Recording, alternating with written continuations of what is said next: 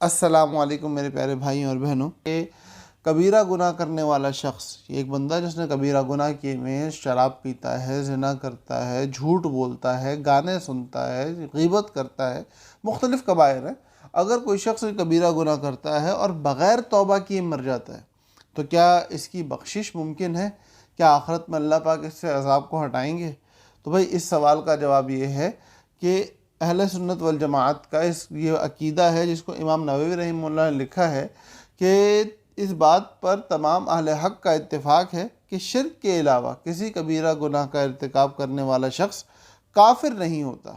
چنانچہ اگر وہ توبہ کر لے تو اس کے گناہ معاف ہو جائیں گے، اور اگر توبہ نہ کرے اور گناہوں سے لت پت ہو کر اس کو موت آ جائے تو اس کی بخشش اللہ کی مرضی اور منشا پر منحصر ہے. اللہ چاہے تو اس کے گناہوں کی سزا دے کر جنت میں داخل کرے اور چاہے معافی دے کر جنت میں داخل کر دے.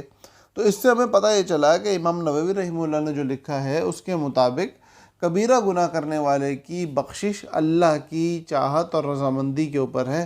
اللہ چاہے تو بھائی کسی کو بھی معاف کر دیں، ورنہ قانون اور ضابطے کے مطابق بنا توبہ کے کبیرہ گناہ معاف نہیں ہوتے. تو اس لیے بڑی ہی پریشانی کی بات ہے کہ بھائی ہم آج کے دور میں دیکھتے ہیں گناہوں کا انبار ہے اور توبہ کی طرف توجہ نہیں ہے. تو ہمیں چاہیے کہ ہم اپنی عادت بنا لیں کہ روزانہ رات سونے سے پہلے اپنے دن بھر کے تمام تر اعمال اور گزشتہ مکمل زندگی پہ اللہ سے سچے دل سے معافی مانگے، اور آئندہ کسی قسم کے گناہ کے نہ کرنے کی نیت اور ارادہ اور عزم کر کے سوئیں، تاکہ اگر رات کو سوتے میں موت آ جائے تو ہم پاک صاف ہو کے اللہ کے سامنے حاضر ہوں. والسلام.